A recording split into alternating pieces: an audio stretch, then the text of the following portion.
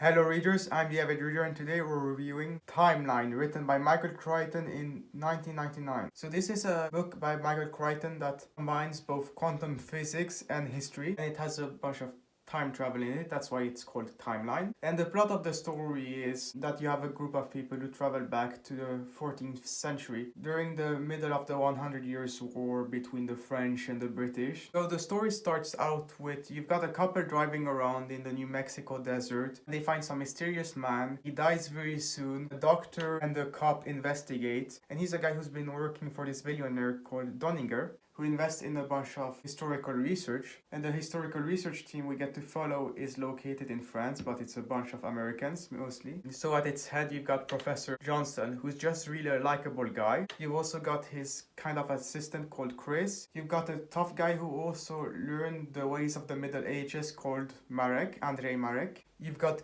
Kate, who enjoys climbing a lot. She's good at climbing. You also got some engineer, I think, and he's called David Stern. And eventually, Johnston travels to Donninger. He disappears, and a few of his students are summoned by Donninger, and his VP, Gordon, explains everything that's been going on. So he explains quantum physics and how the multiverse exists, and when you time travel, you actually go between worlds. And they've created a safety system which makes that teleportation no longer has transcription errors. And when you have transcription errors, you start having mutations or people eventually dying. And it turns out that a few people have been injured or have died from time traveling. And they arrive. The four people who are there are Chris, Marek, Kate, and Stern.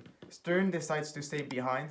Chris hesitates, but Andrei Marek convinces him to come along. And then they travel with two contractors of Donninger, an ex-marine and some other girl. They go back to the year 1357. Very quickly, all hell ensues. They see a young boy running around. The girl contractor's head gets chopped off. The ex-marine is shot with an arrow and he has brought guns and grenades, so he goes back into the portal thing, travels back to the present, and blows up the installation. So now they have no way to get back. So they're trying to escape from these knights. Chris is running with this boy and they go to the village. And then it turns out to be a grown woman he's with. And eventually Marek and Kate come along and they find Oliver talking with Johnston. And Johnston says, yeah, I can create these special weapons for you, this special technology. But then he says, there's one I cannot create for you. So he's arrested. Lord Oliver, he's the leader here. So he's an English leader here in France. And he's fighting against the archpriest Arnaud, who's French. And the French called the British uncivilized. When all hell ensued, you actually had the girl Chris was with being chased by this knight called Guy, who's a bit of a mean guy. And he challenges Chris to a fight. Chris accepts by accident. And Marek asks to replace him, but he ends up being put against another knight. So now you have Guy against Chris and Marek against some other guy. And Chris is not battle hardened. We've got some helpers who dress him up in armor. In the fight, when he's hit by Guy, he falls off his horse and pretends to be dead. Marek fights the other guy and he wins. And then he sees that Guy is coming to kill Chris, so he fights Guy and disarms him and thinks about killing him but doesn't. He shows chivalry. The three youngsters go down to a river, but then they're arrested by Oliver's knights for dishonoring Guy or whatever. And they try to escape. They fail the first time, they succeed the second time. They get separated and back together multiple times. They go to some monastery. There's a shootout there with some knights because they're trying to find different information that Johnston has hinted at to find a secret doorway to La Roque, which is another castle. They're at Castle Guard, but now they want to go to La Roque. During this period, you have a new battle breakout between the French and the British, and the French first attack Castle Guard. So Johnston recommends Oliver to go to the other castle at La Roque, which has a secret entrance that the French want to find. And eventually, Chris and Kate and Andre, they're brought to the rival archpriest Arnaud. He almost kills Chris, but the girl who met Chris earlier, she convinces him to show mercy, so they're let go. They are going to La Roque.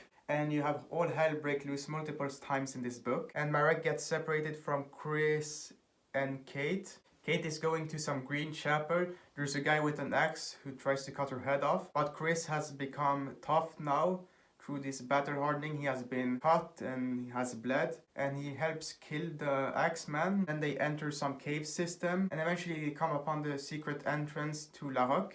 and somehow they meet up with Marek. But first, Kate is walking on this roofing kind of, while you have the night guy who's chasing her. She makes him fall off to his death. You have a bunch of fighting between the Brits and the French, and Johnston has made this special explosive power for Oliver. Now the French are launching stuff, so if I remember correctly, it explodes. And Chris and Marek and Kate, they're trying to rescue Johnston. They join up eventually with Arnaud. They see that Oliver and four knights, they put Johnston in some cage and they are lowering him into water. So Arnaud fights Oliver, and you've got the others who are fighting off the knights and kill all of them. And eventually Arnaud wins his fight. They're looking for a key to get Johnston out of there. Arnaud makes Oliver give them the key in exchange for not killing him. He then pushes him off into the water. So it's not clear for me if Oliver was killed or he was just left there. And then the guys from the future, they're trying to get back to the present, and they've had this stuff where their technology hasn't worked properly or it's been gone, except one reserve thing isn't broken, so they're getting ready to use it, and there's been a timer of 37 hours. After that they cannot return. And meanwhile, in the other world, you've had Stern, who's been trying